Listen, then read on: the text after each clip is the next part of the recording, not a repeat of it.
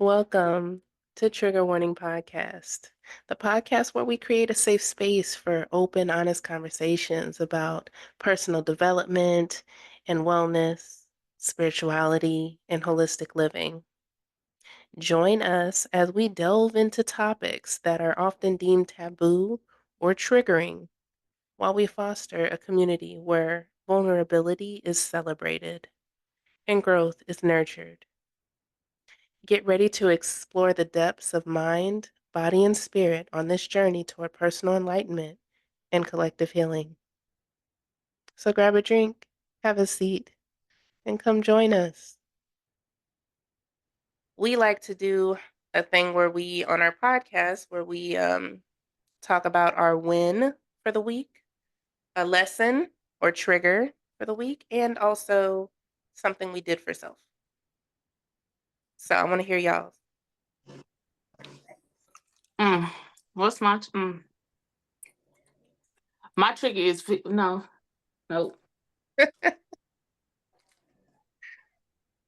I don't even know, honestly. I didn't do much. I was relaxing.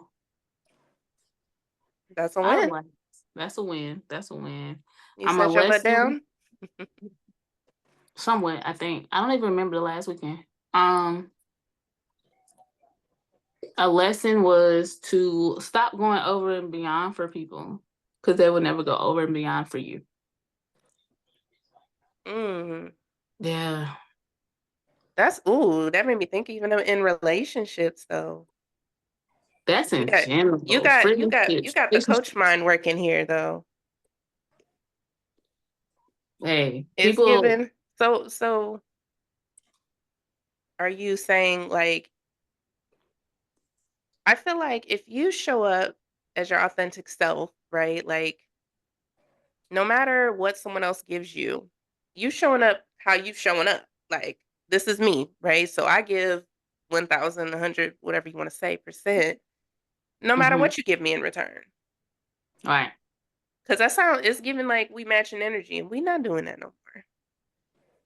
I'm not matching energy, but it's at the same time, like, some people can't take my authentic self because, one, I'm way too goofy, and I have a dark sense of humor, and I take nothing serious. Most of the time, I take nothing serious. Two of them on here can say that.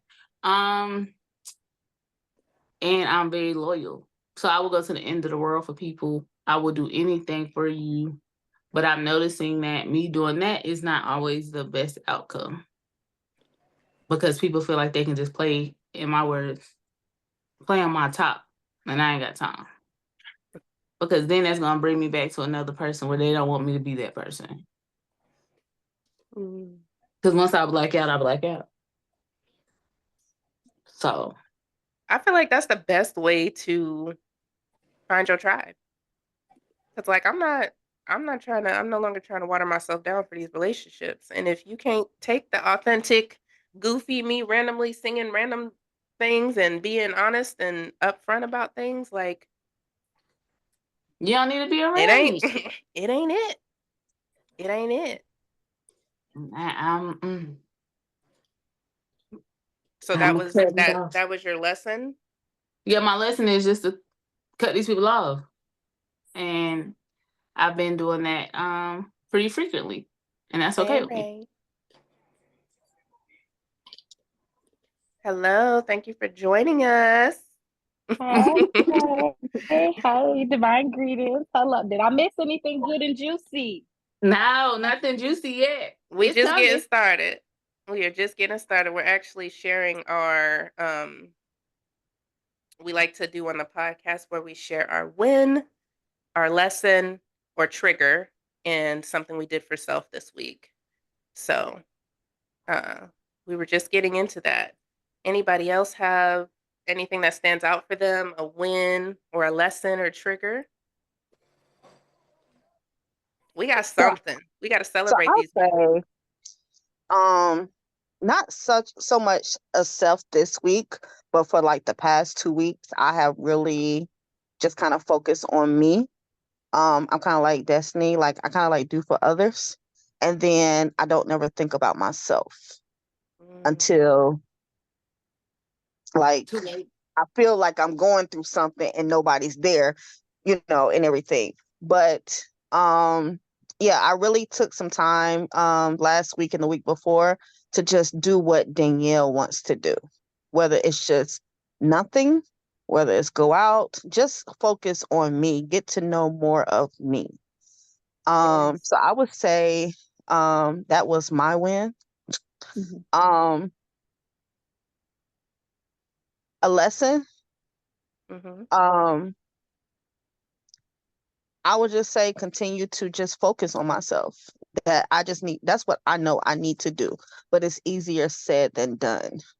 We can all say that, we need to do this, we need to do that. But of course, life is life, and life sometimes get in the way of us doing things. But I know I need to focus on taking care of myself. So that's I my love that. lesson and my win. I'm glad you Yeah. learned that. For me knowing you Mhm. personally, I'm so happy for you. Thank you. Yes. We need Yeah. to let's normalize, guys. Let's normalize being selfish. Okay? Yeah. Like seriously. People do not Mhm. realize how everything that we give our energy to affects like Mhm. all of this, like how we Mhm. show up. And I remember this is even I keep sliding into the relationships topic already, but It's like okay. I We here. remember I had a Okay. guy that like we went on dates and everything was great. Um everything, the sex, bomb, all of it, the connection. And I remember Mhm. we were hanging out one time. I had him I was trying to vet him in. Hello, welcome, trying to vet Hello. him with my friends, and he showed up to the pool. And we in Georgia, the South, the bugs be bugging at Mhm. nighttime near the water.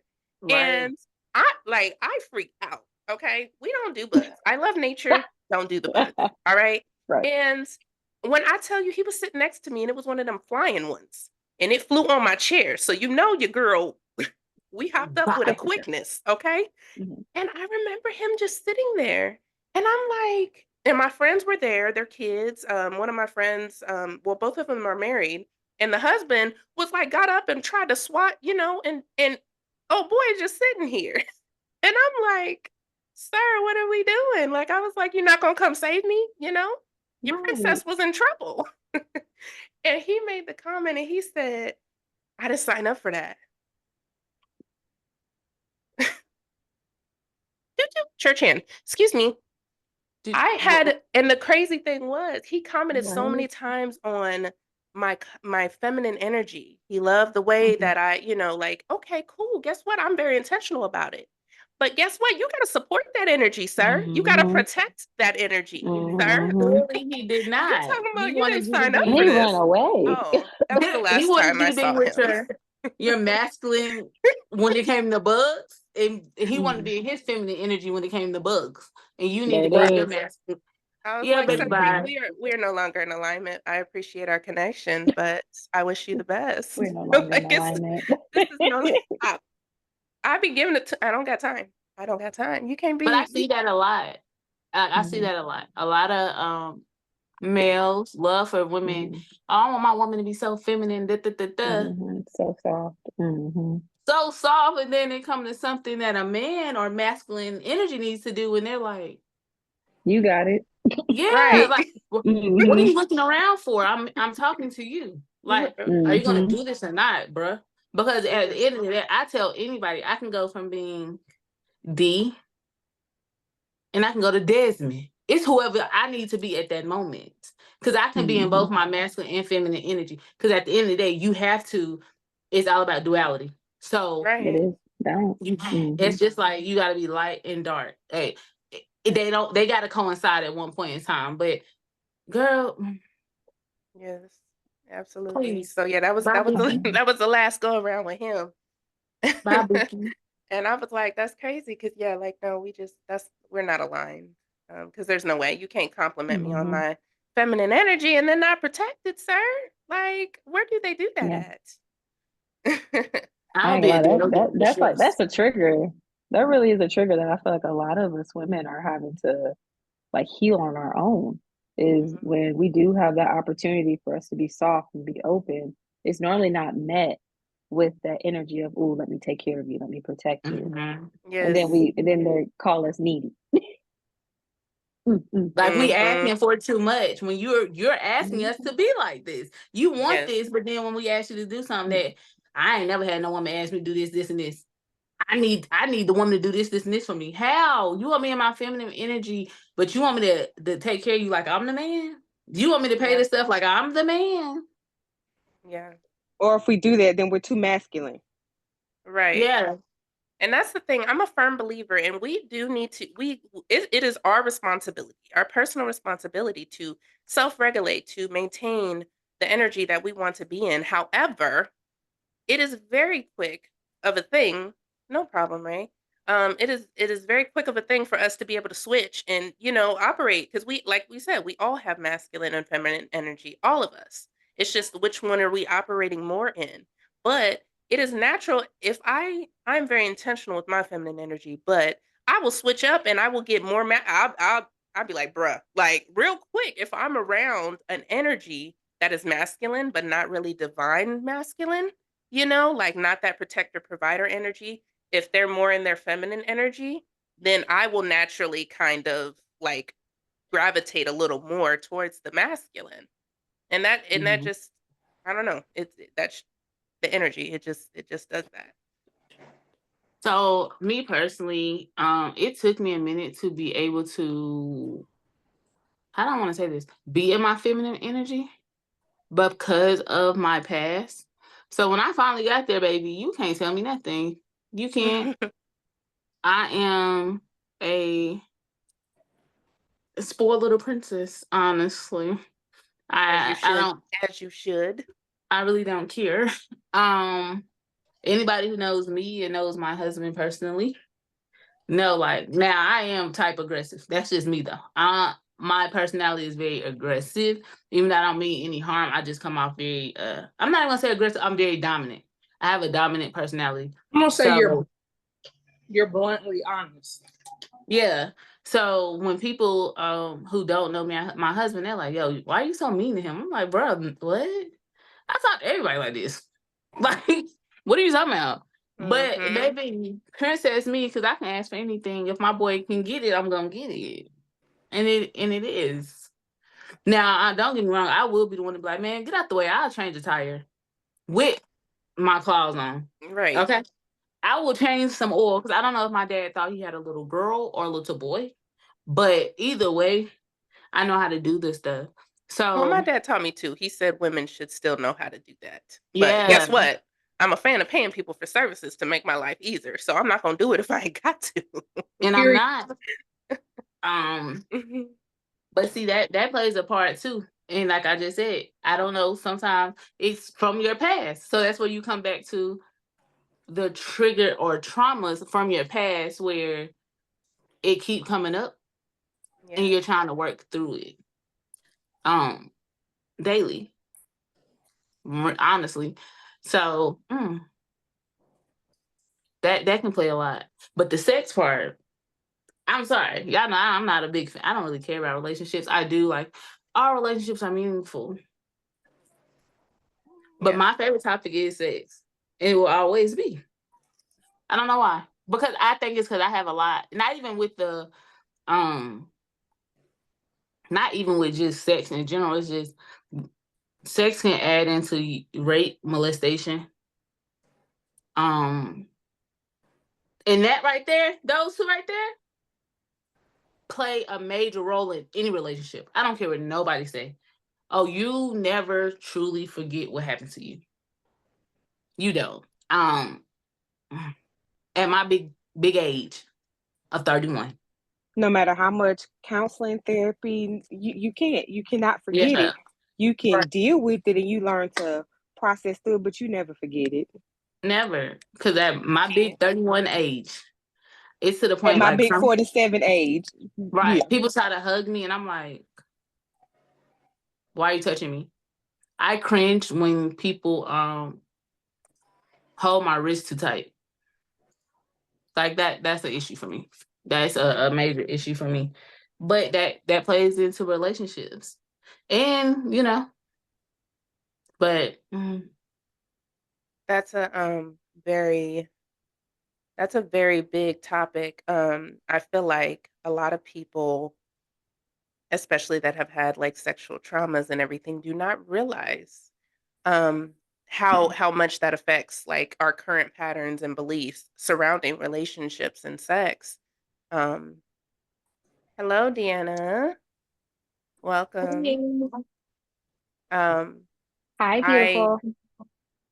I had I was, raped and molested as a child, and most people don't realize, like, there's a book, I cannot think of the author, but it's called The Body Keeps the Score, and it is so Mhm. true. It talks about how, like, trauma is stored in our bodies and, how it affects us, even, like you mentioned, like, years later and so forth, and, I recall even when I was married one time, and this was years after being married, obviously plenty of sex had been had, and one time it was like we were a little more, rough, but I liked it. I consented, but all of a sudden, your girl just started crying.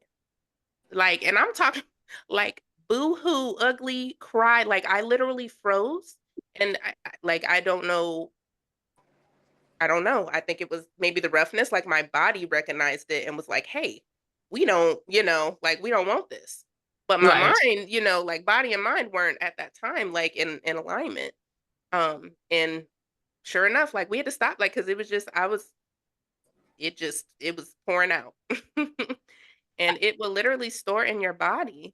And at the time, I didn't realize, I wasn't as self-aware about how that can, stay with us. Like, the body remembers. The body does not forget. And that's where it comes in with you have to like with the you can have Reiki done because some of your chakras will be blocked. Your solar plexus or your sacral chakra are blocked. Ooh, Um talk dirty to me. during those times because I Yes. had Reiki done on me. And when she got to my sacral chakra, it got so hot in the room that me and her both had to take off our jackets, shirts, everything because we were hot in there. Like, and she was Mm, like, "Yo, you have so much built up tension." She was like, "You were molested," and I was like, "Yeah." She was like, "Yeah, it's all there," and that's why I tell anybody too. Your solar plexus, it all works together, and you have to, open it up. That's why too, when people always say, "Oh, I need to have sex to let some of this stress off," well, you gonna do that with somebody else because what you're not gonna do mm, is dump that on me talk about it. because every time you have sexual relations with anyone y'all are now connected. I don't care if you're using condoms or anything. Anytime that in your child, as soon as he enters you, your Bow entranceway is tie. a portal. It's a portal. So he's entering you in like that, and boom, y'all are now connected. And that's where it comes to soul ties. And Mm, that's where too we're at the point I'm learning at my big age that I'm like, yo, y'all women still out here doing root work through sex? Hmm. listen, listen. We still doing that? Like, Now we out here, you talking about having sex with me to release stress. Not you out here trying to trauma bond, sir. then, but Listen. wait. It's not even the men. It's the women that's trying Oh, to trauma facts. bond and be like, and that's what's wild to me. Like I've noticed that on multiple different occasions, some people will let you do whatever to them doing sexual intercourse. So it's like trapping you. You get what I'm saying? Because a lot of the dudes, if you let them do whatever to you, they're like, "Oh, I'm gonna keep coming back." This girl, what? You do whatever? Why not come back? Whole time in my mind, I'm like, "Well, they working roots on you though, because they know what to do to get you to stay." Um, and I know what I'm gonna say. It might sound, I don't. It may sound bad, but y'all know, have y'all ever been around crying babies? They don't never stop crying, Mm-hmm. but they don't have All colic. day, every day. Yes, they don't have no colic or anything. They just don't stop crying. Babies who are like that is because they had sex. The parents who had sex was just releasing stress. That's a stress baby. That baby was born stressed. Mm. That baby don't know nothing different. So he ejaculated into you. His sperm is stressed too. It attached to you. And you wondering why you were stressed out your whole pregnancy. His spirit was already connected to you. So even if you did not get pregnant, the spirit was connected to you. You like, yo, why nothing going right since I slept with him? For real? Seriously, Bookie? You just let him come into your portal. Yes. Openly. Like, let's look at that. Like, have y'all ever experienced that? Me, I'm gonna say I have. I slept with somebody and I'm like, and we both was like, oh, we just need to let some stress off. Whoop, whoop, whoop. Baby, my life was turmoil for at least 2 months. Like, I looked at that person and was like, bro, don't ever touch me again. I don't even want to hug you. That's how bad your energy was connecting into me. It is real. And I think and as a result of my sexual trauma, and welcome. I think it was Keisha that had just came in. Welcome, Hey, Keisha, hey, welcome. sister. Hi, everyone. Hello, hello. Thank you for joining us. But I think people, I done forgot my train of thought. Wait a minute. What was we saying? You think people, like I said, I don't like people hug. Like, I didn't even want this person to hug me anymore because after we had sexual intercourse, my life was torn.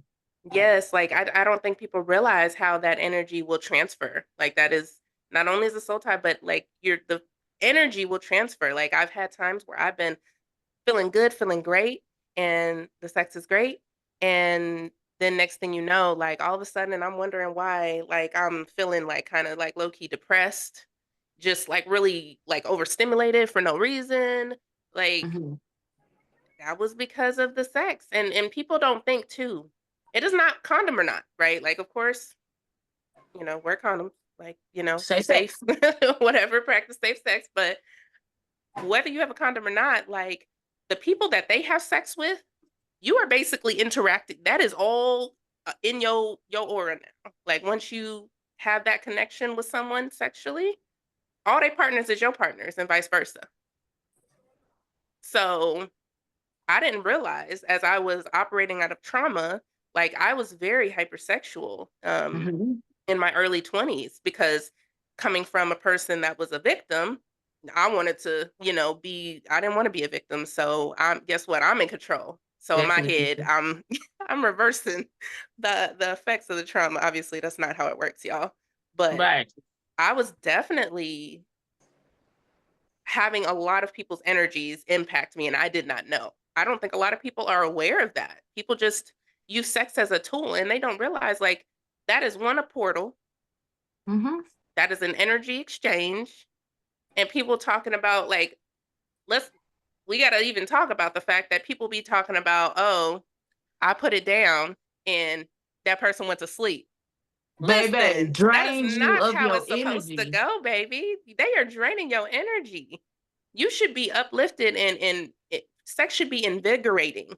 If you fall asleep and you drained and you tired like that, that is not a good sign, y'all. You just put so much energy into that person. Yes. Or they done took what they call them, energy vampire. They literally just took all of that out of you to the point you had to go to sleep. Like, honestly, like she said, you're supposed to be energized, up and ready. And let's just go ahead while we're talking about the energy you're supposed to have. Everybody want to swear up and down, oh my God, he made me climax. Have y'all really? Because the best one is when you sitting there manifesting, or as some people say, praying as you're doing it, and that's gonna be the best release you can ever have. Yes.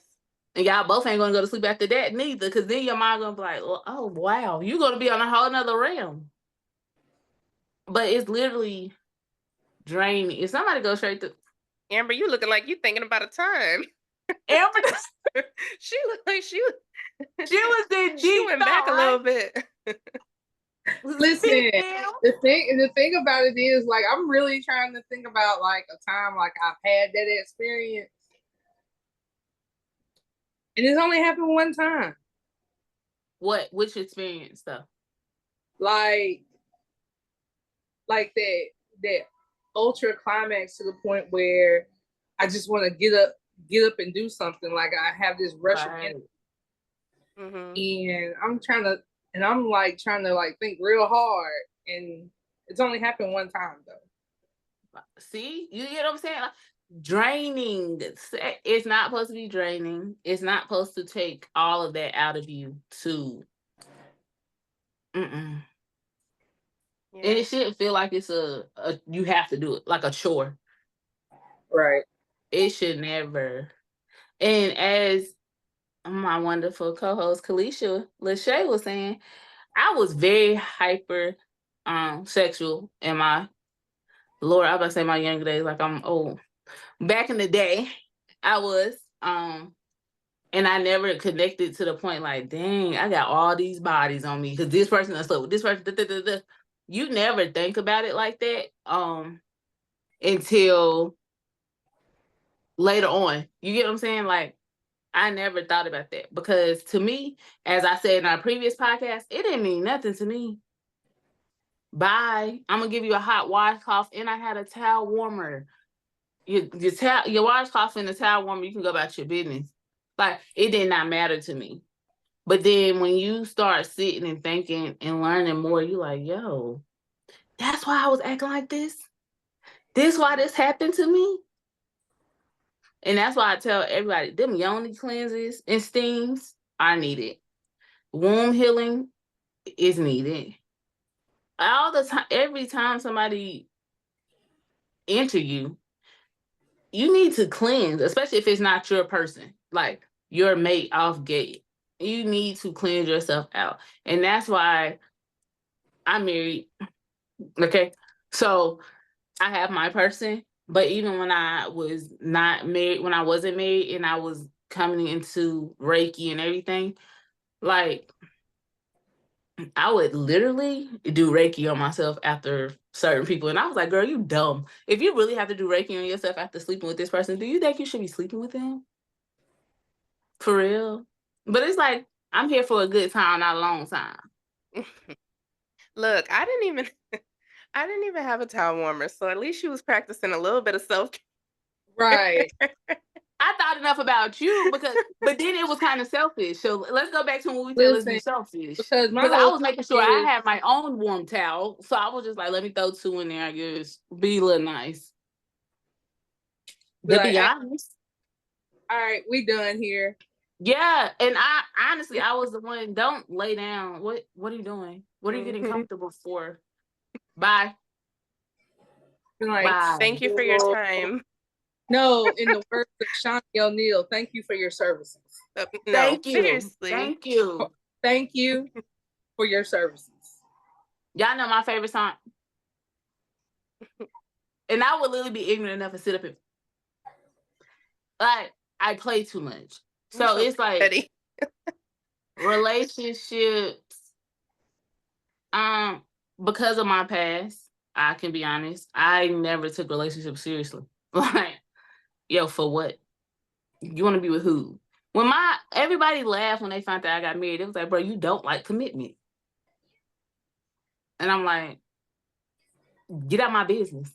But the right person can bring that out of you though. Right. And he did. I'm married. Okay. Lord, I never thought I would be saying it, but I am. I'm about to be 5 years in. So it's like, but again, because of my past molestation and rape, I didn't. To me, it was nothing. And a lot of people, honestly, I noticed they don't even they don't connect their hypersexuality to molestation or rape. They just think they out here like I just like to have sex. No, you're hypersexual because of you were brought into the sex game, quote unquote. Yeah.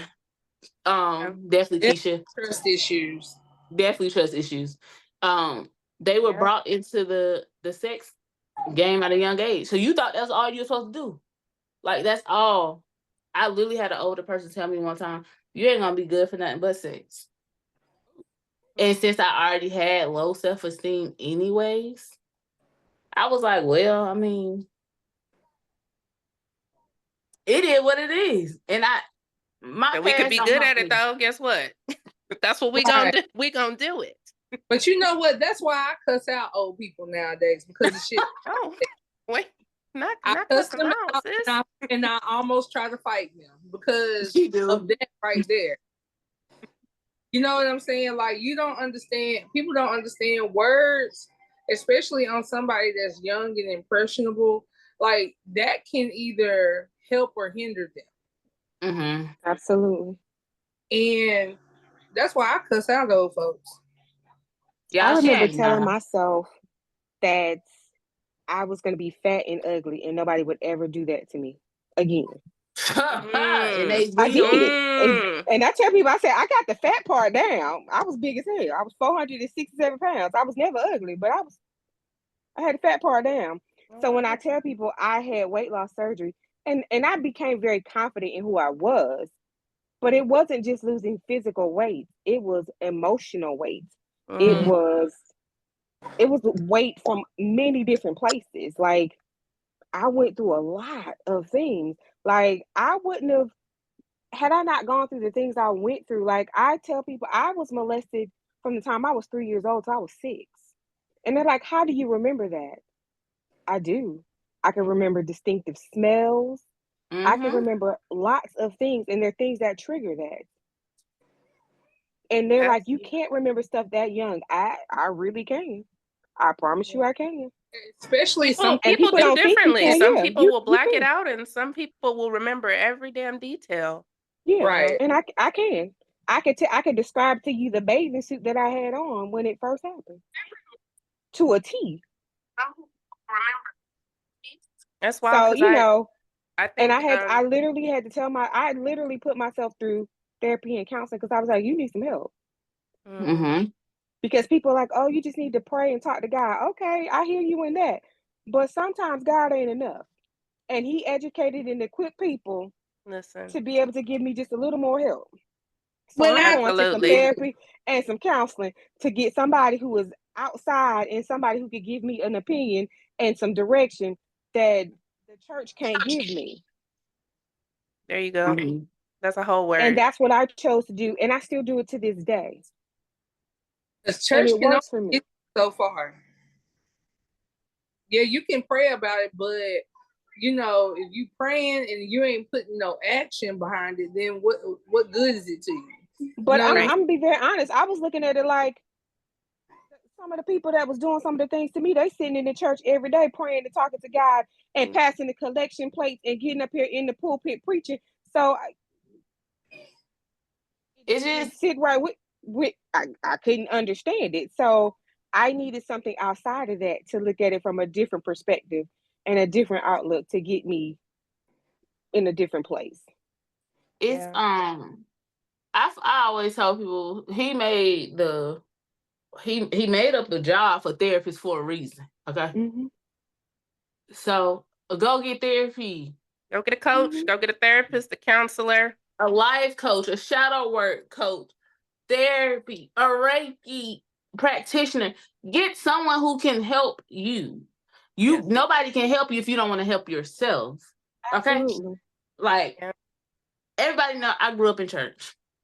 So I remember something happened. I think like something happened to the point that it was like, it's okay. God is gonna do it for me. I always looked around, I was like, well, God can help, but you might want a doctor to really do it for you, or you're not gonna have a limb. Like that mindset is a lot. And that's crazy to me because this is why people it's real deal insane. Like this is why people don't like having these and to me, this is not even an uncomfortable conversation. It's just real talk. Like me and my team will literally talk about sex. It does not matter. Girl, let me tell you. But a lot of people say this is an uncomfortable conversation because when you talk about it in depth, you now have to be open and truthful. And a lot of people say they love you, they trust you, but they don't because they like, I don't want to tell nobody that hurt part of me. We don't want to let nobody know the traumatized part of me, which was as this molestation or whatever, what I've learned is I was not a victim. I was a survivor. So That part. this will never, I try not to make it haunt me, but again, it do. I can literally tell you every single incident to what happened to me. I can do smells. If you tap me on the back of my shoulder, I will cuss you out. For one, you didn't give me no type of recognition that you were finna touch me. Stuff like that is what gets me. But it's still a learning experience as we're all still healing. But this, to me, conversations like this need to be had. Because Absolutely. it's little girls in our community who probably, let me retract that. Men and women, little girls and little boys who have been molested, and they don't know now at their big ages why they do what they do. Mm-hmm. Why do they just run to sex for everything? And most of the time when some people were molested or raped, the person was angry. So why do you think they have sex with people when they're stressed?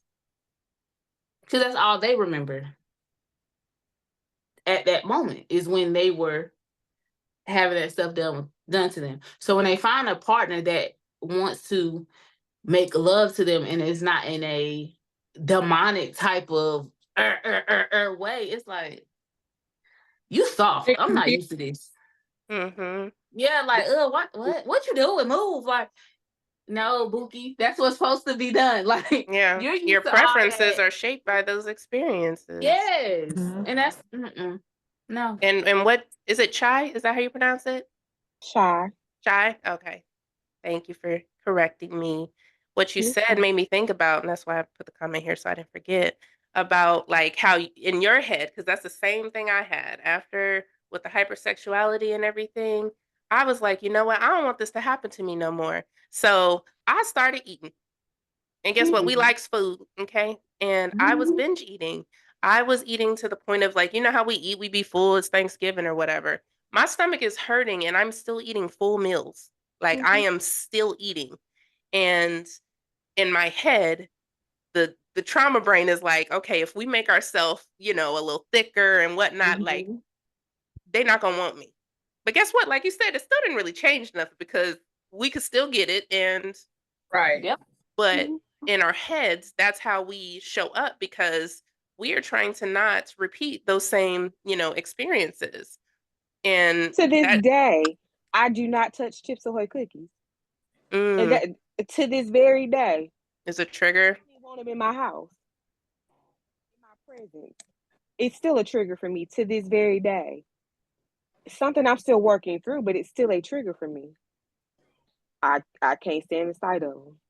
That's crazy. Cause you know how certain things will bring it to you. Like I said, somebody touching me without, Mm-hmm, or somebody.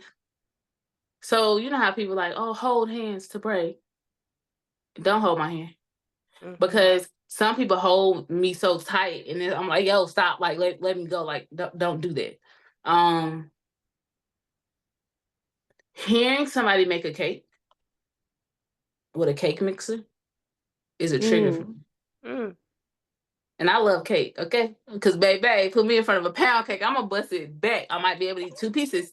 You gonna bust And it I down? don't mean a whole piece of cake. I mean 2 bites off the cake. But it literally, if I hear it, I literally have to tell myself, it's okay. You're at Mm-hmm. a safe space. You are not there anymore. Yes, But because the body keeps the score. baby. But what you said, talking about touch, and that made me think too, because this is not like we're not even just talking about just sex and just like relationships of like sexual nature. This is all relationships because I think like that made me think about like with my child.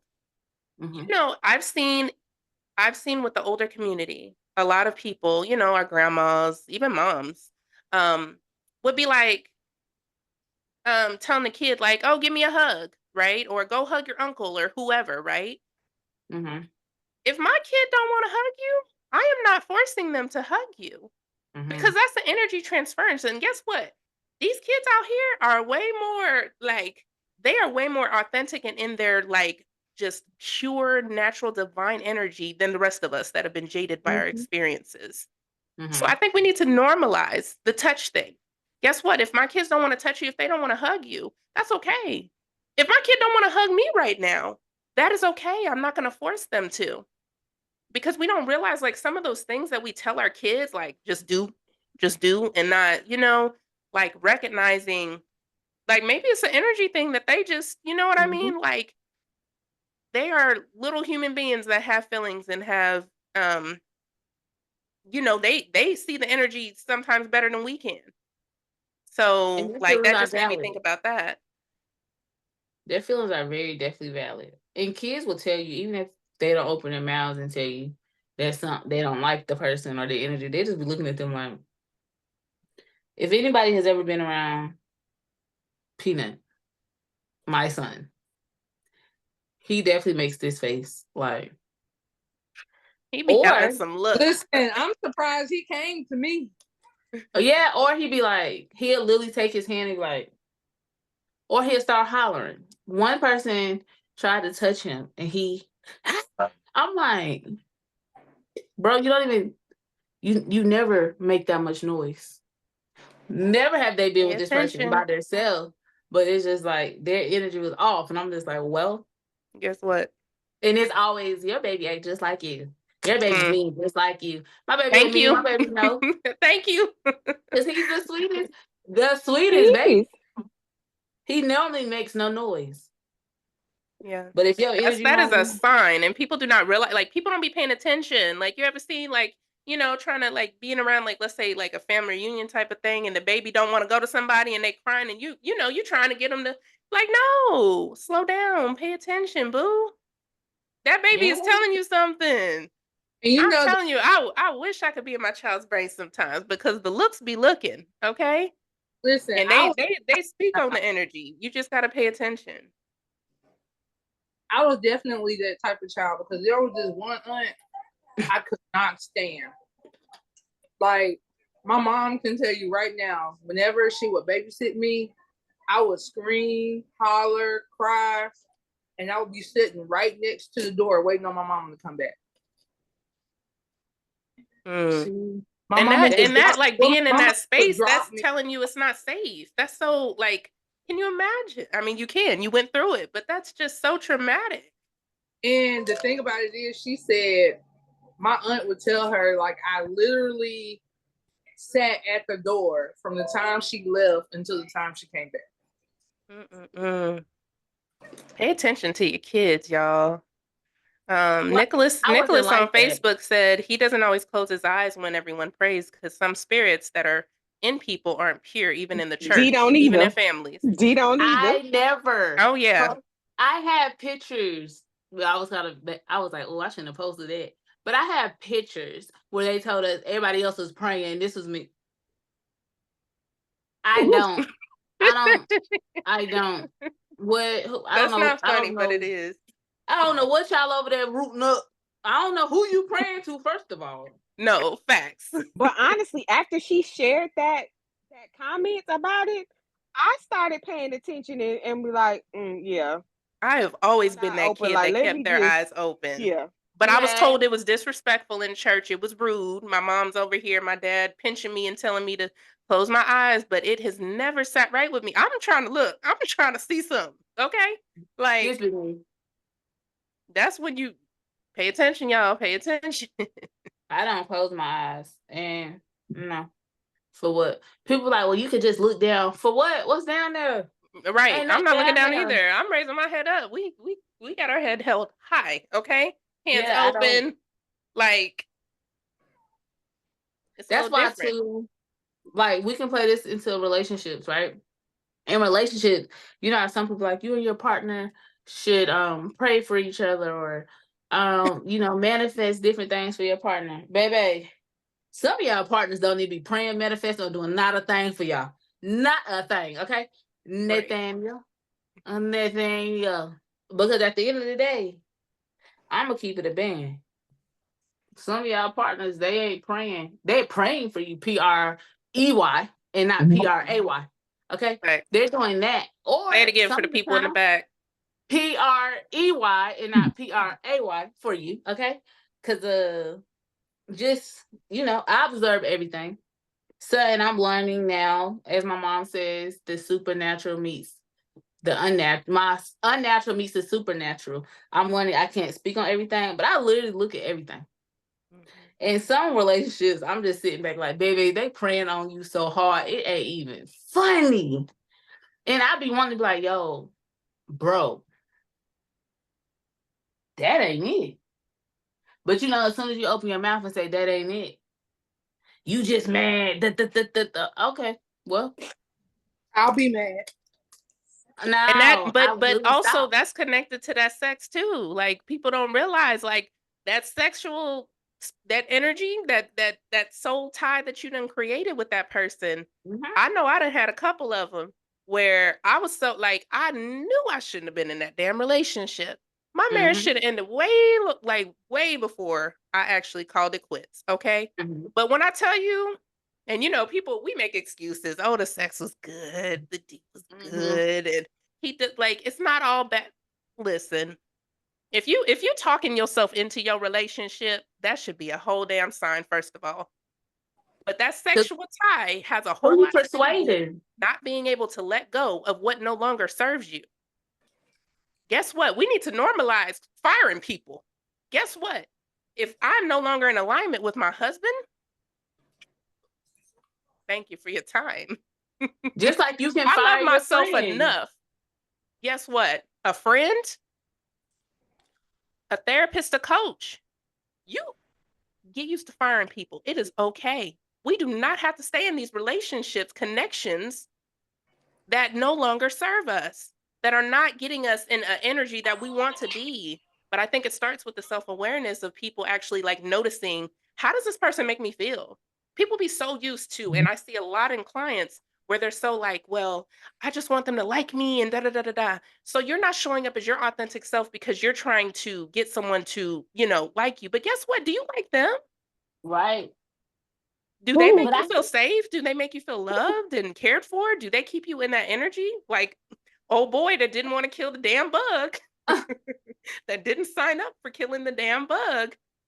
You like my feminine energy, but you don't want to protect it. Well, that's not alignment. I I had don't that care revelation how good though. the D is. I'm sorry. And it hurt. And I had to coach myself through it because I was like, damn, like he was consistent until he wasn't, you know? But we got to normalize firing people, y'all. I don't care what your title is. I had that revelation though. Like, hey Danielle, even with the friendships and just regular friendship, like I'm like, yo, only time we speak is if I reach out to you and tell you, or point into you. That's the only time we talk. Like, yo, I can't, because when I'm over here wanting to sit in the corner and rock about baby, who gonna be there for me after I done poured my all into you? Like that's crazy to me. I have people I randomly talk to. Kiana, we don't talk all the time. Like when we talk, it's gonna be a 2-hour conversation, but it can literally go 4 or 5 months and there's never a no. I wonder why she's not talking to me. Like, I wonder if Key's mad at me. Nah, I'm like, sis got a life. She know I got a life. If I call her, it's, yo, sis, what's going on? We make time. You get what I'm saying? Amber, I might hit her for when my girl will FaceTime me and I'll be feeling so bad because I can't answer it. But then I'm gonna text her or something. Like, I don't, you have to be in a space where it's okay and the people that surround you to know that we have to make time. We all have lives and we can't just be there 24/7. But like I think her name was Tasha, the actress from Why Did I Get Married? And she said, people, when you don't talk to your girlfriends and all of a sudden in your mind you like, are they mad at me? What did I do? Baby, that's because you talk about them people behind their back. That part. You're ungenuine. But every person I don't talk to in my life right now, I'm good. My girl is living her life. As long as I can see that she's alive by she's posting something, if her light is green on Facebook, my girl is alive. And when me and her can get to that chance to talk to each other, we will. Talk. If we connect, we connect. I'm telling you, me and Key will connect like we ain't not talked to each other in 4 months. But it don't matter. You pick up where you left off. And I learned that from my mother. My mother and her best friend, my Aunt Julie, God rest her soul. They would go without talking, but y'all, they get together. You like, dang, I thought y'all said y'all ain't seen each other in about a year. But you can't tell it. Never known it. And even if they just sent a text message, a check mark to let each other know, I'm okay. That's my mom, all my mom's friendships. Literally, one of her closest friends, they only talk to each other on their birthdays. And that speaks like to attachment styles too, right? Yeah. Like, I remember, and I'm calling myself out from the past. Deanna, like me and Deanna, this is my ride or die best friend, and we don't talk that frequently. But I think, what was it, 8th grade, something like that, and we in our 30s now. It's been a minute. But I Yes, ma'am. recall there was a time where, because we would catch up, like I want to say it would be like maybe every 6 months or something. And in my head, like I thought, like, yeah, we don't talk that frequently, but when we did, like we would catch up. We hear about our lives and our children and all those things. And I'm thinking we good. And I remember a time that she said, like, I hit her up, was like, hey boo, how's things going? And she was just like, what are you doing? And I'm like, I was just like, what's going on? And she had told me, she was like, you basically, like, you're not being a good friend. Like we don't talk. And I, like, in my head, like I thought we was kosher. And she had to let me know. And I was like, okay, like now I know how to show up, like not everybody has the same attachment styles. And I think that is a good thing to talk about too, because a lot of people in friendships, like I got a friend, another one of my best friends, we damn near talk every day. We on FaceTime, all the time. But that, I wouldn't say that that's necessarily like like less of a friend than Deanna. You know what I mean? Like, but different people have different attachment styles, and I think that's what we're talking about. Because some people will blow people off. I've ended connections because I just wasn't aware, and it was like, oh, this relationship ain't working for me. Like the communication ain't there, or whatever. Even with men. And now, like, I'm gonna ask, because I understand some people aren't texters. Some people aren't phone calls. Like some people don't like FaceTime. Me, anybody know me, like I am rarely on a regular phone call. It's usually I like this face-to-face connection. Girl, But you not like my everybody husband. like that. So I like to ask people, well, are you like, what's your communication style? And I think that's a conversation that we should be having with all our relationships as well. I'm a texter. I really be like, bro, what you calling me for? I want to see the gestures. I don't want to just hear I the words. don't. I'm not like that. My husband will only FaceTime. Like, boy, Yes. my God. That Why is did you get he did not get an iPhone till we started dating. And my boy ain't called me regular ever since. Never. I love it. I be like, yo, for real? Ugh, stop. I'm a texter. I will text you. And the reason I'm a texter is because I don't know. I can't express myself verbally. I am really good at expressing myself in words, but if I express myself verbally, a lot of people have always told me they took it wrong. Either, again, like I stated before, people say I'm aggressive or whatever. And I'm like, yo, I'm just talking. What do you mean, bro? Like, and at times when people tell me that, I'm like, get out your bag. Like, you're sensitive, bro. Like, if you think what I'm saying is hurting you, but then I had to think like, whoa. You can't say that. Because the way everybody in my family talk like me, literally. Everybody come off like this, and we are the sweetest people. So I had to learn that. But I'm really well with texting you how I feel. I do have a friend I talk to on the phone every day. I talk to my brother every day, like probably about 10 times a day, and it literally be about nothing. Like sometimes I just call him to get on his nerves and be like, "You breathing? Is you alive? Did they unalive you?" Yeah. And he was like, "Who unalive me? You got my location." And I be like, "Oh, okay." And I just hang up. Like stuff like, because I'm childish. Send me a ... something. Like, listen, because if it's been an 10 hours emoji. and I ain't talked to you, I'm really about to Yes. think somebody unalived you. Now I'm gonna really look up your location and come find you. Because who done unalive my friend? Don't do that to me. But that's only certain people. Like I had Amber's location when she was in Texas. Baby, one time my girl wasn't moving for too long. Where you at? Where you sleep, boo? Because this don't say you was at a hotel, so I'm confused. or Airbnb. Why was you not moving? That's the type of friend I am. I am a very baby, I'm overprotective. I plays no games when it comes to my friends. Me too. I'm very very overprotective of my friends and my sisters. overprotective. So I will literally go 0 to 1,000. So like, if you call me and tell me, if for one you call me, I hear a crackle in your voice. Now what's the problem? And don't, oh well, I don't want to tell you. Well, don't call me. Cause my favorite thing is when they be like, I'm like, oh, how you doing, boo? I'm okay. How are you doing? No, right. seriously, like don't do me Don't like do them people on the me. street. You know, oh my gosh, you know when you walking past somebody and you be like, hey, and they be like, how you doing? And they keep walking. They don't care how I'm doing. They ain't even No. stopping to hear the answer. Like we be on autopilot, and I'd be like, no, like you can tell the intonation in your voice. Like, don't play me. How are you doing? I know when I'm not in the right space and people call me, I won't answer the phone. I literally text him like, what's up? And automatically, most of the people who know me be like, well, what's wrong? I'm like, nothing, I'm good. Well, you're lying, you know? But that's just how you build your relationship with your people and your friends. Like, literally, I have this thing too where I'll wake up in the middle of the night and be like, well, let me text this person because I know they're hurting. And I ain't talked to them or nothing, but I literally feel it on my heart. Or if I call my whole role, and even if I don't talk to you, if I hit you with a text message, you good?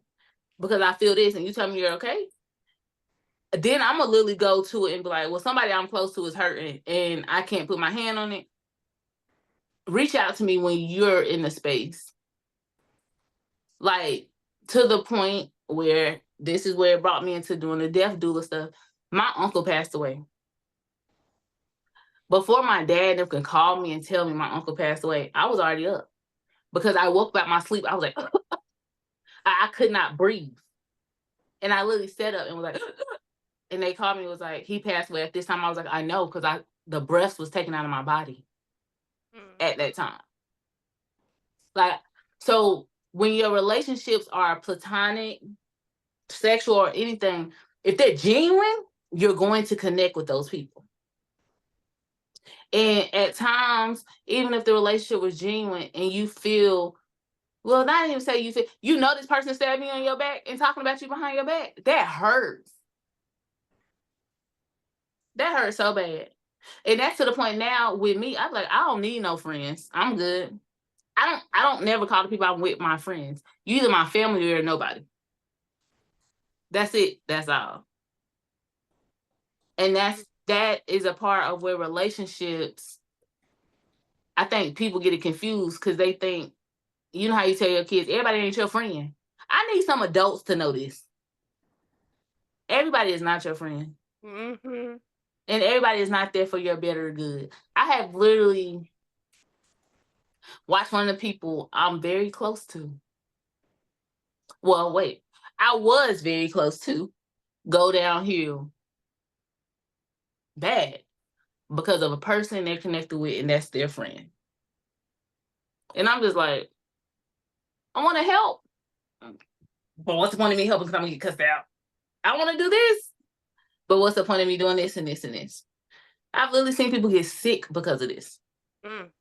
Sick. The body keeps a score, that trapped energy. Baby, that throat chakra locked up. Be having you want to be in there do work for them. Yeah. Work for them. Like, yo. And then you like, well, how much work can I do for you if you don't want me to help you? Because you okay with them treating you like crap. Yeah.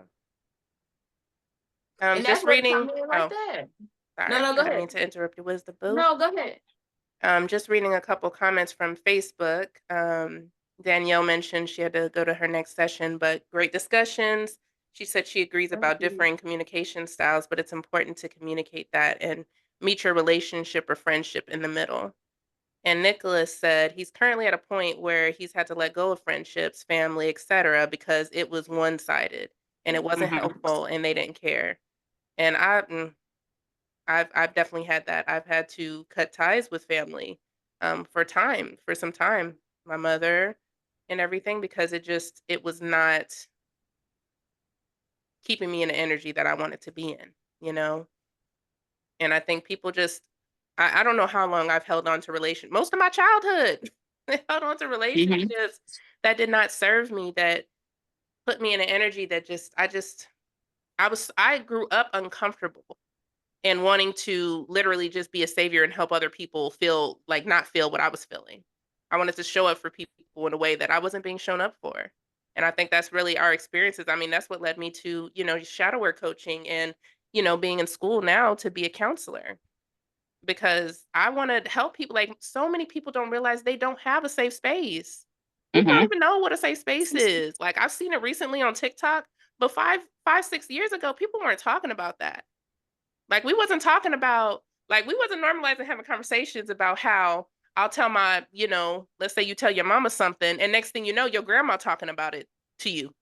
Like that's not okay. We need to have we need to set these boundaries with family. I don't care who you are. I don't care what your title is. People don't even know what boundaries are. We got an episode about that coming out, y'all. We talked about boundaries. It is good. That's the one thing I loved about my mom. Like the one thing I could say is everybody at my mom at her funeral stood up and said, "We got secrets that we told with her that are going to the grave with her," because she kept it. Like my mom was literally at a trial. To this day, we don't know what that trial was about because every time somebody asked, she said the judge told me keep my mouth shut. He told us not to talk about it. Like we could go to her and tell her whatever it was we wanted to tell her, and it was not going anywhere. Like she kept it to her breast. Even if we said, "Please don't tell Daddy," she kept it, and I can say that was a safe space. Yes, I love that. I remember as a kid, y'all ever have, and I think these are the things that like stand out because for me it was traumatic, and other people might be like, "Okay, really?" But I remember as a kid, I always remembered how I felt. I don't always remember where I was or what house or whatever, but I remember how I felt. And my mom would or like certain people, like not just my mom, just people, like how you would have you got family over and stuff, and next thing you know, your parent is like talking about you and you like right there and you like, really? And they just talking about like stuff you going through and stuff like that. That is not like that stuck out so much to me that I'm like, I need to make sure I don't make my child feel like this. I need to make sure that I'm not over here. I don't care if it's a best friend, that I'm just over here just telling my kids business just because I'm close to that person. Because that is something that we breed in our children. They're basically energetically learning that they are not safe. And that's how we go into, survival mode. That's how, a lot of us, like people of color, especially women, we end up being more in our masculine energy because we're so in that, like, I gotta keep that armor up. I gotta protect myself at all times because the very place that, you would expect to get that safety, you didn't have. Sorry, I've been going on a tangent, y'all.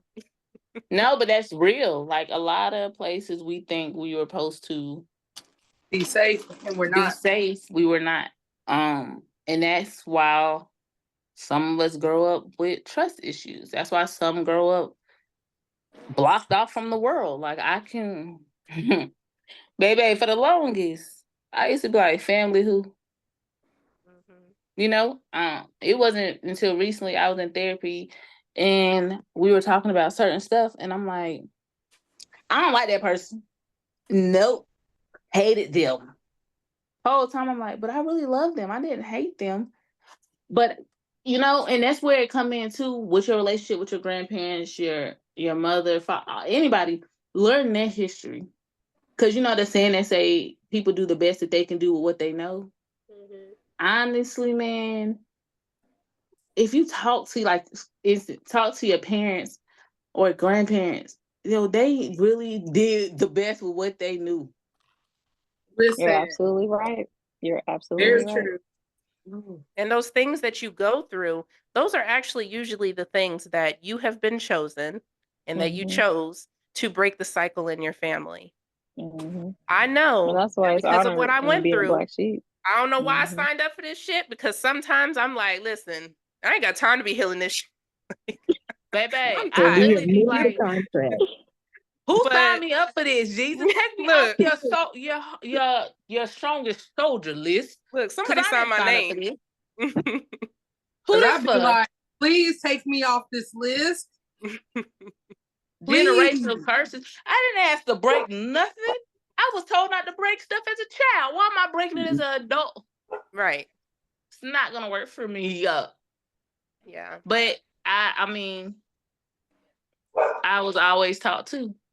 What we go through in life is not for us. It's for someone else. My mom always say that. She's like, what you're going through right now is not for you. It's for you to help somebody else come through it. I say that all the because time. of what you went through. Like, and she say too, what you're going through is a test, and without a test, you can't have a testimony. Your testimony is what's going to help to bring somebody else out. Yes. But me personally, I ain't gonna lie, the little selfishness in D be like, they can go through their own tests and trials and tribulations, because I did not need this. Because even before she goes to preach, my mom said, I can't preach a message to anyone if I don't go through it. And I'm like, oh, that's why you be feeling like this before you have to preach somewhere or something. She literally goes through everything before she can preach the message. And I'm like, who that's for? Because, I don't like it. Find somebody else. Get somebody else to do it. Because I'm tired. Truth, baby, I will go to Tamla Man on them. Truth is, I'm tired. Options are few, baby. And Now Tamla Man. I cannot. But that's what a she lot said. That's what listen. It's a lot. It's a lot. Before we got on this call and before we added everybody in, I literally told Keleisha, I said, I'm overwhelmed. Today is a lot for me. And this is a lot for me because anybody who truly knows me know this right here on live ain't it. I work from the background. I don't do Front Street. But you doing it, out of your girl. comfort zone, You're doing you are it. doing phenomenal. You know, we But both got the like- same thing, that fear of being seen. But guess what? Like you said, we didn't go through this for us. And I'm proud of everyone that's participating and on this call that is joined on Facebook Live, because you're expressing a side of vulnerability when you're sharing these comments and showing your face. You know what I mean? And that's not easy for some people. Like, I do very well in social situations, but when I tell you inside, I be like, hey. We had a meetup. I don't be wanting to show up, but guess what? We're not showing up for us. We're showing up for our kids' kids. We're showing up for our nieces and our nephews. We're showing up for our great-great-grandparents that we never met. When we're sharing our voice. I knew 3 out of the 4 of my great-grandparents. And when I tell you they're strong individuals, strong. And I was like, I wish I could be just half of that. But you are. That's the thing. We have all their strength on the inside of us. And I promise you, sometimes they be sitting in the background like, bro, we break out. Like, I ain't give you this bloodline for nothing. Show up. And it's fuck up, okay? But I don't know if she want me fighting her kids, though. Okay, she didn't say show out. Maybe not so she said much. Show up. But we have talked about this. Stop trying to put your hands on. You said me not put my hands on older people. Like, listen. But she ain't got no age. Talk. I'm sorry. I'm gonna tell you right now. 18 got equal hands opportunity out here. 18 through 80, blind, cripple, or crazy. Baby, you try me, you're gonna get to rated E for everybody. I cannot. You're gonna get Lord, I am Trigger Warning Podcast is not supporting fighting older people. Don't even say that, because we done talked about this on the podcast. We don't condone violence. We don't condone violence, but I am the healer that is still healing. Period. And when I am triggered, I might be Jill Scott or Erykah Badu with Sage and crystals, but I will turn into a Coke 45 and switch of sweets real fast. Listen, games or raw cones if you really want to rock with me. Not the raw cones. That Hennessy vibe. I say the Hennessy's for hemp, the wretches, but we can bring it out at any point. the hemp rose No, the papers. Seagram's gin, the blue one. You's an alcoholic. You's a drunk. I feel like if you drink certain stuff like that, you a different breed. Right. She's a no limit soldier. Okay. This was a good conversation though. We have to do lives more often where people can interact. But it's breaking everyone out of their shell. It's giving conversations that people need to have on a regular basis. And the funny thing is, we have the shadow work coach on the call. We have Keisha, who is a life coach, on the call. And we have Kiana, which is the Reiki master, the all-in-one. I don't know. When I tell y'all, when I go through stuff, if I'm aggravated at work, I'm gonna call Keisha. I don't care. Girl, type on that computer and answer your phone. But call me first. Twice, because I'm gonna do not disturb. Key, I'm gonna call her because she gonna call me if she get a message about something.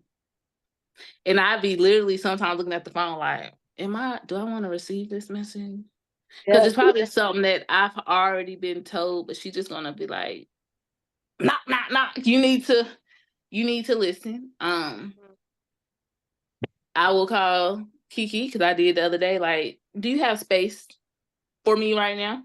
So you find your tribe because your vibe will find the tribe for you. Yeah. The genuine tribe that you need that's going to help you elevate to the next level. And your tribe too, they may not be, the people that's with you now may not be there for you always because they're part of your healing. Right. Like they're literally just helping you along the way. They're just like leaves on the tree.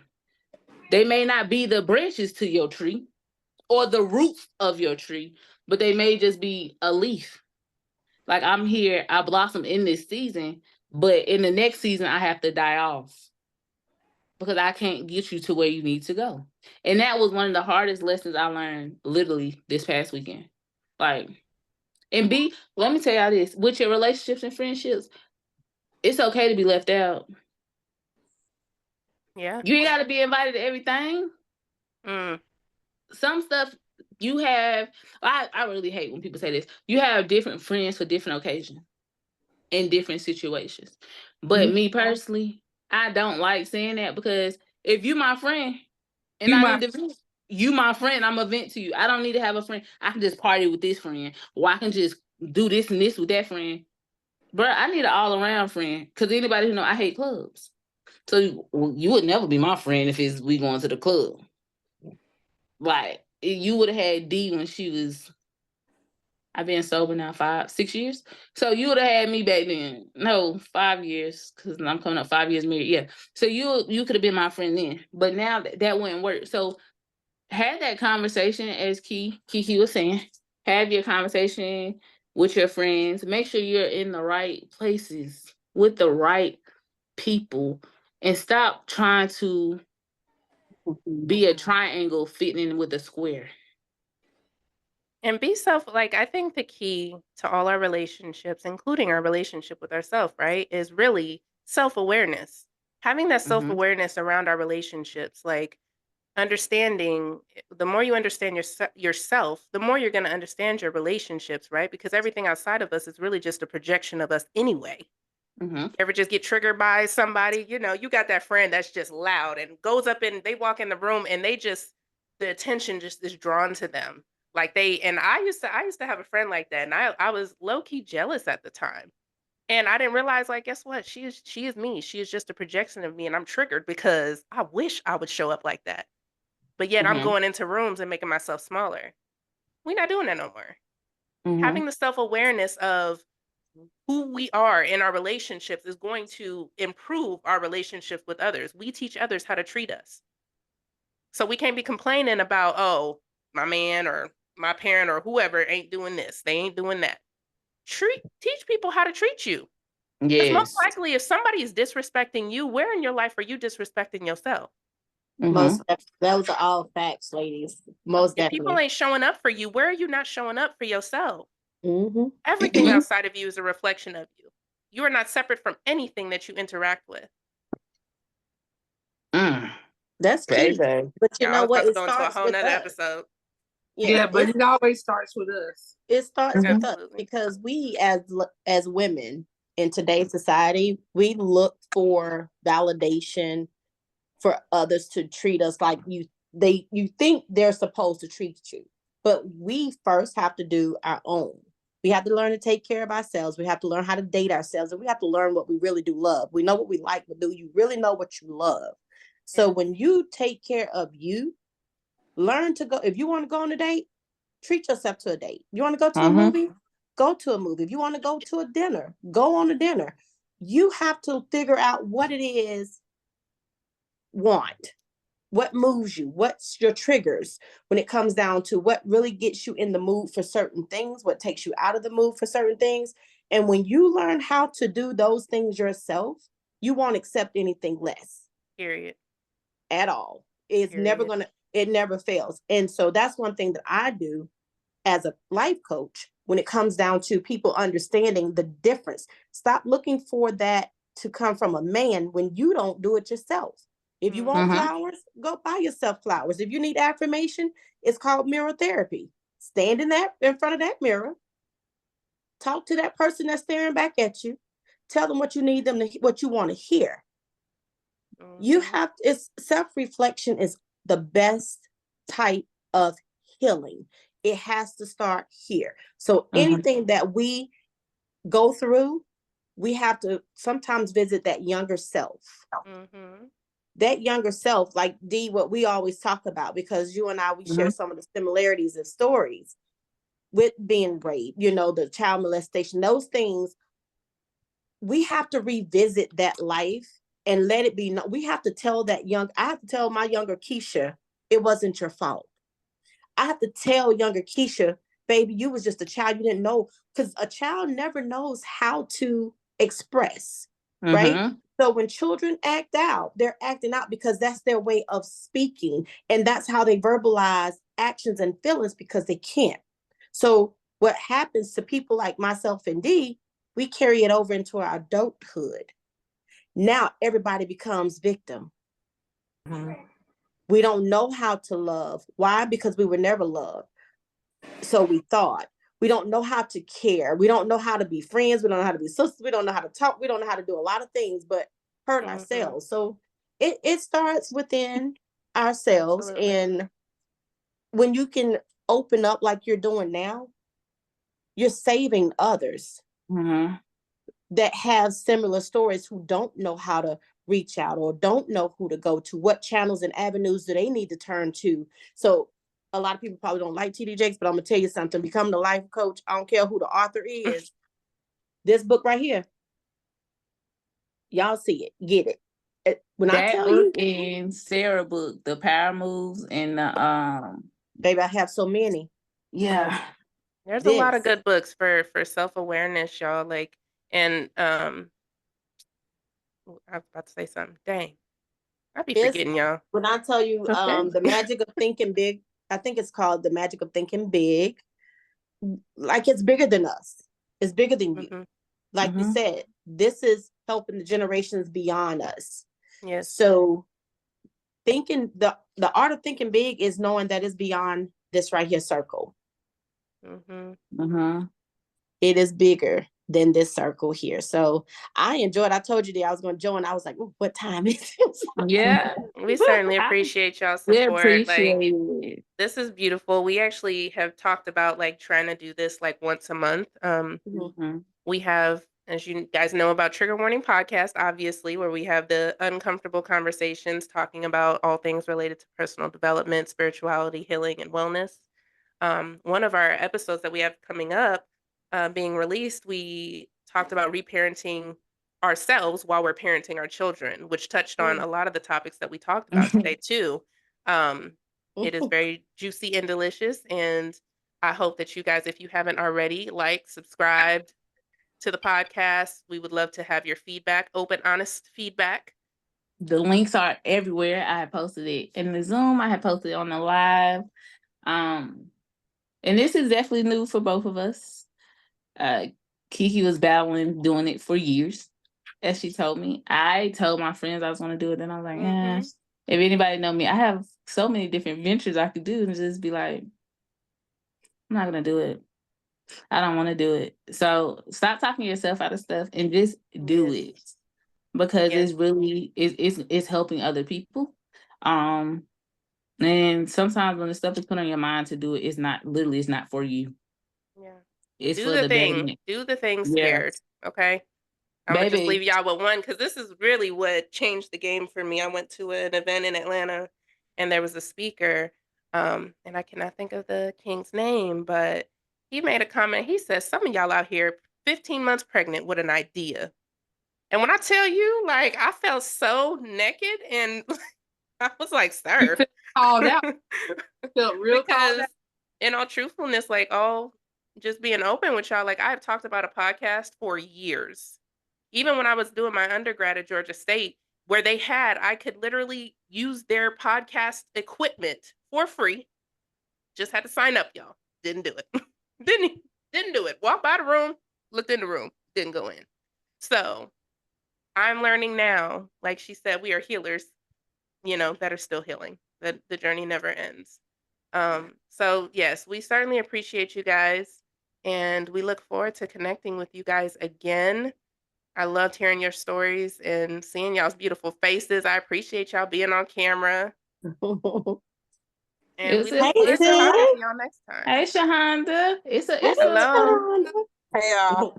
Hey, it's a anybody lot that people need to heal from, speak on. More and more that we talk, I really keep finding people that have been molested and they never want to speak on it. I did not speak on my molestation until I was 23 years old, out of anger. I wouldn't have said anything if I was not angry. And when I said it, it was not meant to come out the way it did. It slipped out. And when it slipped out and I hung up the phone. For what? And when the calls came back and I started getting questions, I was like, and then that's when when I finally opened up, that's when it started playing into this is why I like having sexual intercourse, because, again, at that time, it was no connection. I did not care. I had no feelings. I was told I treated men like a female. They literally used to say, you made me feel like a female. Why, bruh? Go. Like, you did what you had to do. Go about your business. And don't call me the next day. We don't have to kick it. We don't got to do none of that. Yeah. Bye. But 2, that played into me drinking all the time, too. Because I used to drink all the time because I always wanted to forget what I went through. And that's why I say when people touch me randomly or try to hold my hand or wrist or whatever, that's a restraint.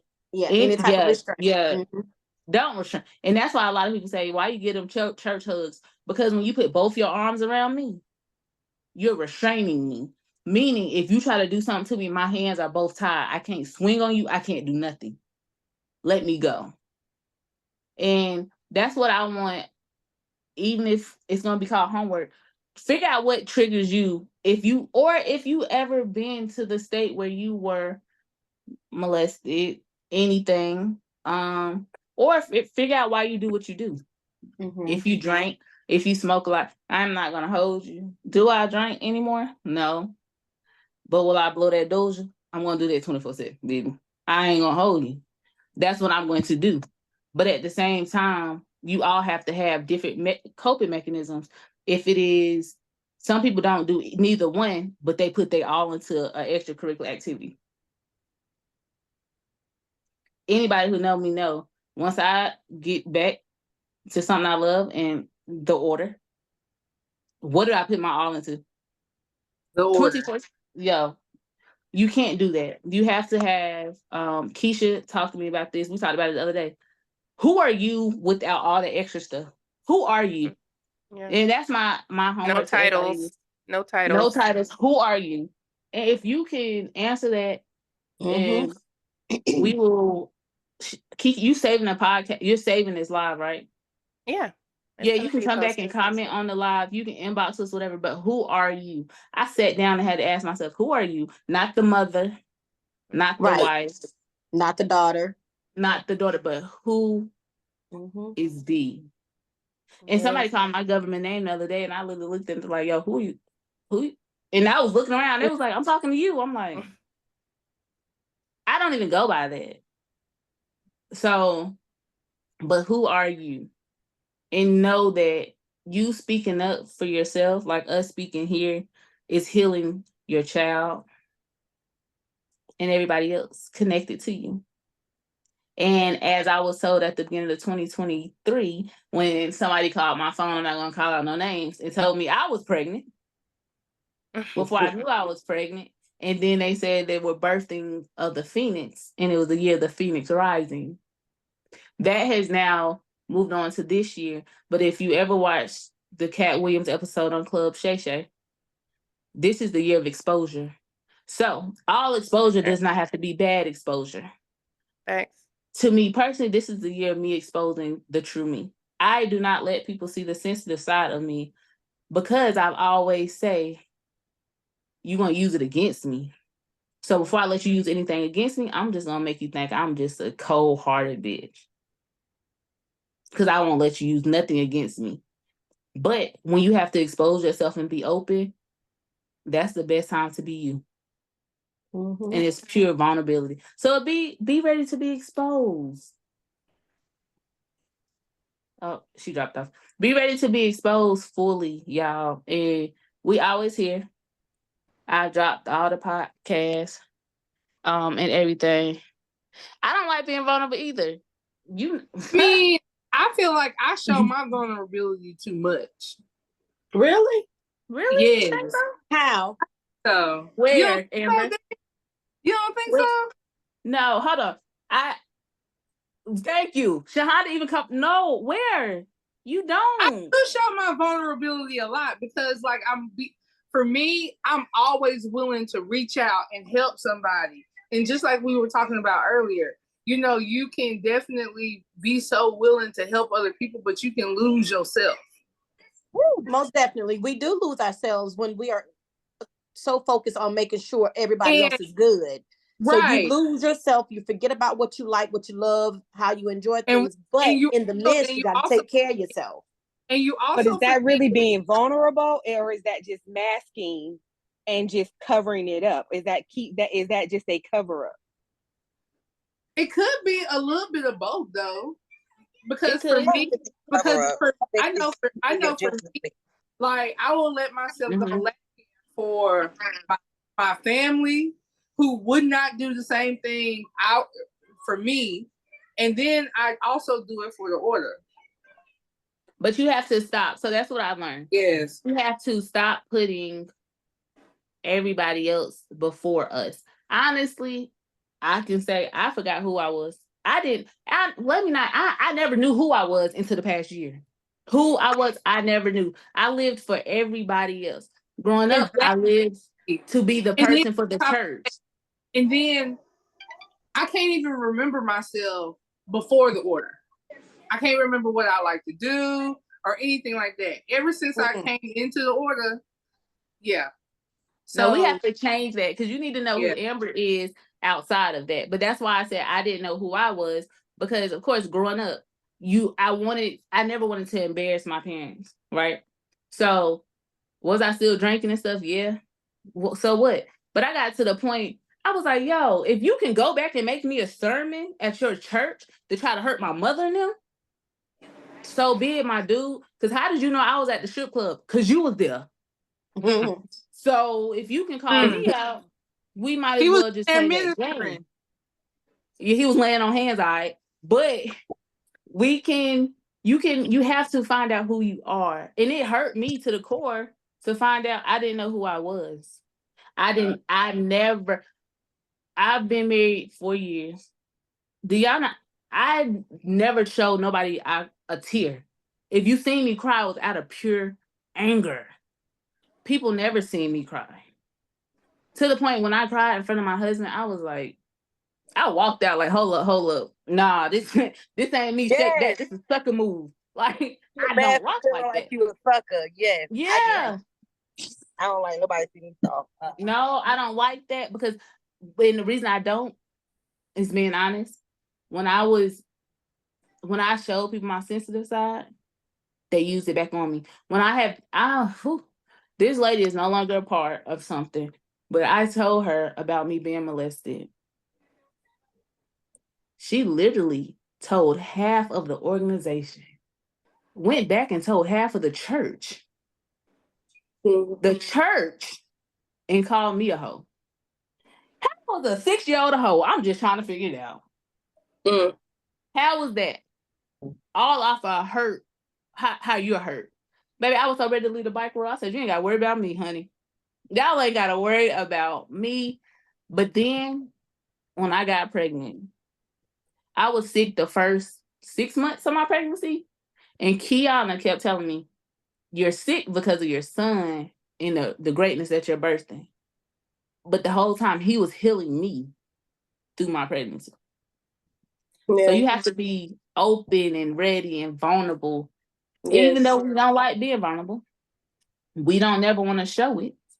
It's something about these sons, man. I was pregnant with him, and that's really what I was like. I refuse to be another statistic, another Black mom out here treating my son like my partners instead of my son, you know. And I really went and dived into my sexual trauma because I was like, I refuse. We are not carrying this. We are not continuing that pattern, that generational pattern. I like to say, not generational traumas, but this is, I really love this. And I definitely don't want to keep y'all, but before y'all go, I do want to ask, what is something that you guys are taking away from this conversation? Whoever wants to share. I got a long list. Well, that's good. What are we taking away? One or two things. I'm going to say that I have to put me first and my happiness first to be better to be what I want to be to other people. The best version of this way. Right. I think for me is to be more selfish, and if you trip up and fall, just do like Aaliyah said, brush yourself off and try again. Give yourself grace, baby. Give yourself. I'm the one to talk, but give yourself grace. Yes. I think for me, it's like realizing that the destination is the journey, you know? So I'm exactly where I'm supposed to be, doing exactly what I'm supposed to be doing, learning and healing. And it's not perfect, and that's perfectly okay. Yeah. As for me, I would say, I don't know which one you guys said it, but to become a better version of yourself. But in order for me to become a better version of myself outside of being a wife, a newlywed, a mother of 3, and I have grands, you know, I have to set clear goals for myself to make sure that the things that I want to do are accomplished, and the self-reflection, stay on top of that, and don't ever give up on learning. Like, I put things off on hold, as Dee stated, that I am a life coach, and I have so much that I'm still carrying, meaning I'm still carrying that in me. I have not birthed it yet, and it's overdue. Okay. So I think I'm beyond the 15 months. Do the thing. Listen, and I'll be more than happy to share that with you. It is CAD Life Coaching Services, and that's called Control Alt Delete. Learning to control what we have, what we can, altering what needs to be altered, and deleting the things that don't make sense, that's no longer valuable to us. So that's why I came up with the name of CAD Life Coaching. But challenging myself to be better, you know, those are the things that would help me by challenging myself. And then also reminding myself to stay positive, because, you know, even in our own mess, we tend to get distracted, or someone can say something, put a little bug in your ear, and it takes you off course. And so learning to stay focused is the main important thing for me, because that's the reason why we don't succeed. Like how you said, you've been wanting to do this podcast, something or someone has been putting things in your head and distracting you. So we have to learn how to stay on course. And for me, that's my challenge. So that's what I've taken from the little bit of time that I have been with you guys, as well as we got to learn to set boundaries. We have to set boundaries, and setting That's those a whole boundaries. episode on the podcast too coming up, y'all. Oh, listen, connection, okay? Into You know, the spirit by the topics, spirit. okay? Yes, But I love setting it. those boundaries are important, because if we don't set boundaries, we let people run all over us. It's okay to tell them no. It's okay to say no, because I've always been okay, I'll do. Y'all, I've learned planner. Now I put everything in, jotting it in, because if not, I'm running myself raggedy. And also doing what we're doing today is connecting with like-minded people. Community. Yes. So that's what I've taken from that. I hope I didn't step on nobody's toes, but that's just what I've done by just taking a little bit of notes of what I've heard, and the things that we could all do to help each other become better versions of ourselves and to become better women in today's society. Yes, I am here for it. And yes, like one of my core values is connection and community. So I am all for you throwing your services out there. I think a lot of us are, have our own businesses. So I would love to just, before we get off this call, everybody can shout out their business if they want to. I mean, don't be scared. We doing the thing scared, y'all. Oh no! So look forward. Y'all will be on the panel. I'm looking at my panelists. I'm trying to get my panelists together. D, I've already told you. So yes, I am here for it. She's gonna take the camera off her face. Right. She's gonna do it. She's gonna do it.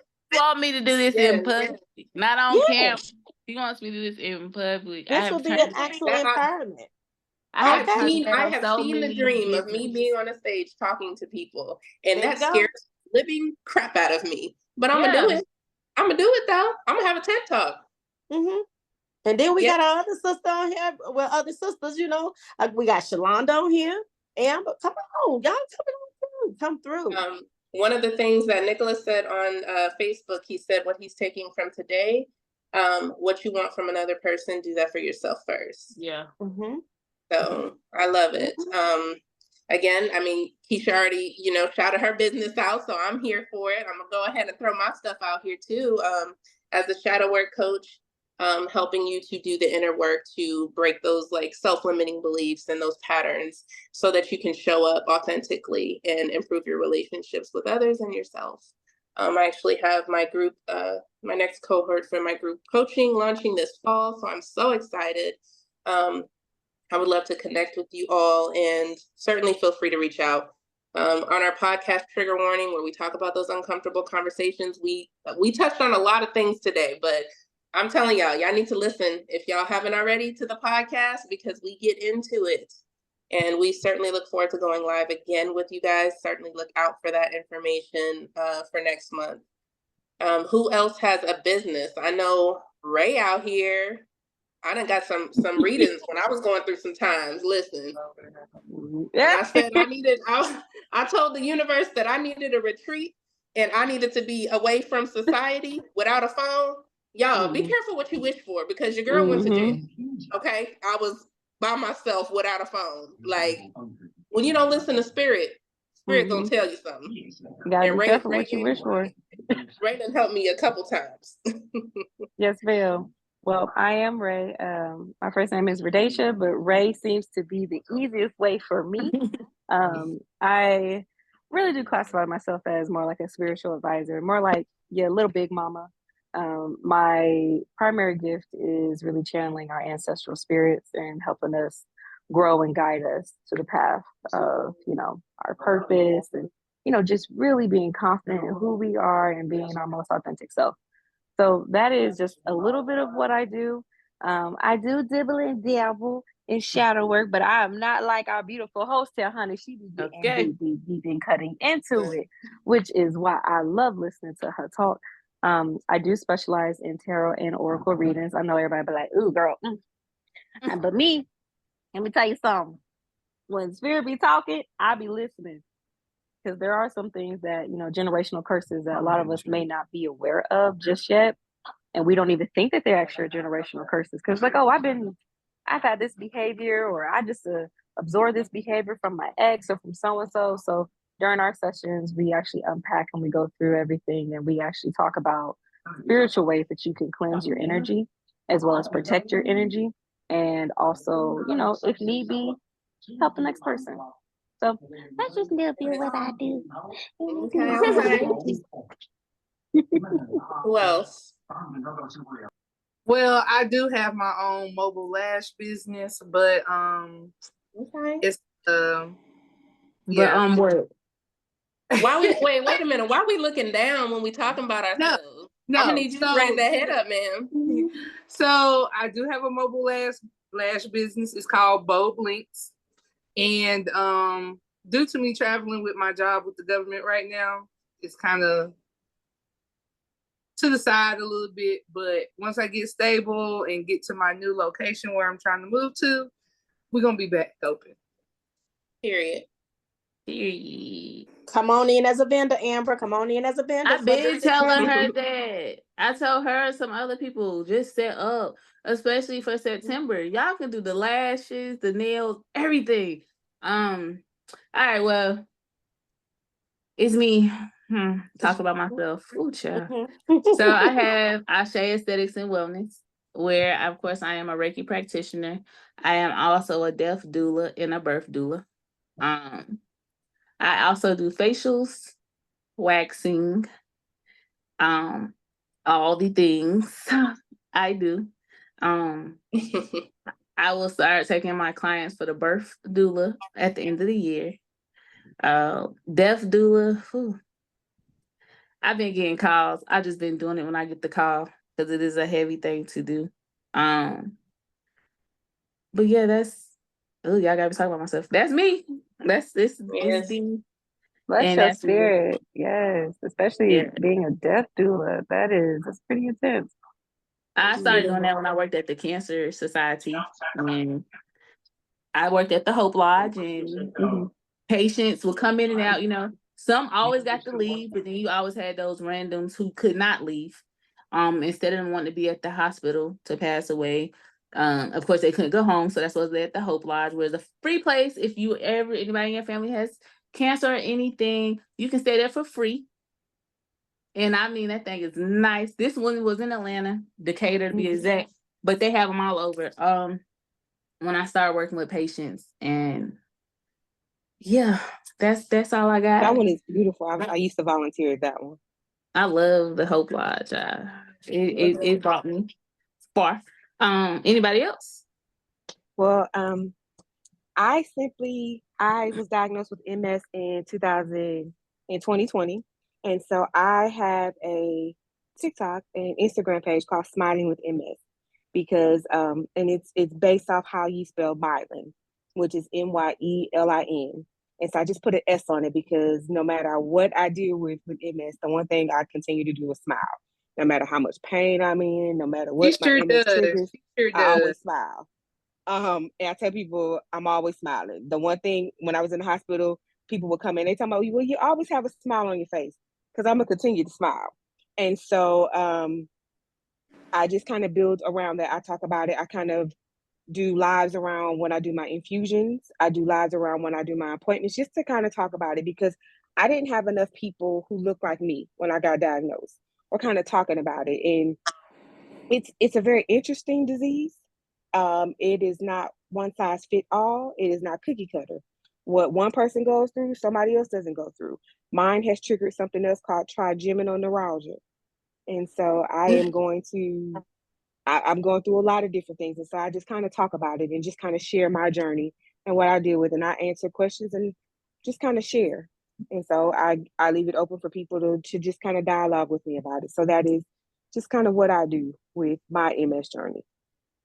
That's beautiful, Queen. And so I will say what I'm taking away from this, I am learning to be a little more selfish with myself. And I'm learning that it is okay to be by myself. And it is okay to learn to take time away and seclude myself. I don't have to be at everything. I don't have to be on every set. I don't have to show up at everything. And it is okay to have some downtime and simply be by myself. And I'm okay with being by myself. I actually enjoyed my seclusion by myself. I enjoyed my time with my family, but I enjoyed my time that I spent by myself. And so that's what I'm learning. That's okay. It's okay to simply be with Sharonda That's my government name. I go by Shy. That's what my family calls me. But it was okay just being by myself. So that's what I'm taking away from this. The fact that you like yourself like that, that is beautiful. Baby, A lot of people don't, I and was that's why they loving it. don't realize they I out was here mad doing when I had all to this come back home and be with other people. I was like, dang, I got to go back and Yes, we gotta I reset. gotta But come most back to people don't even like reality. being by themselves. They yeah, that's all right. putting all the August will be events here on their soon, calendar, and I'll be back hanging by out with all the myself. people, That's talking to cool. everybody because they don't want to be by themselves. Yeah, I don't like that. But Kiana, you have a business as well, right? Yes, I do. So my name is Kiana. New business that I have officially opened up books and everything that has kind of been chasing me for about 30 some years is to be a shaman, to do intuitive readings. Have Yeah. done several of them kind of like off record, not on books or anything. And I do intuitive Reiki. Those are my passion business and my purpose business for the income is insurance and tech. My takeaway is to continue to love yourself, embrace who you are, heal your younger self.